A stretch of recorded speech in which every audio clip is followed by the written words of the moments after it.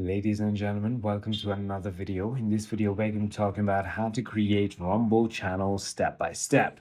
So the first thing you want to do is simply go ahead and open your Rumble. If you haven't already created an account, I've already made a video on how you can simply go ahead and create an account. Once you've done that, you want to simply go ahead and select whatever niche you might like right over here. Let's just say that. All right.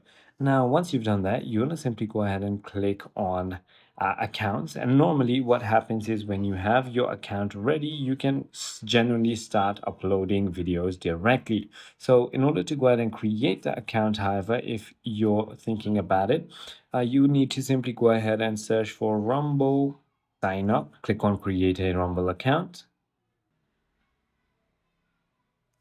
Then simply go ahead and enter your email, your birthday, your month, your year, and click on next. It is going to ask you to create a password. It'll send you a verification code onto your email. And when you simply go ahead and enter that, your account will be ready.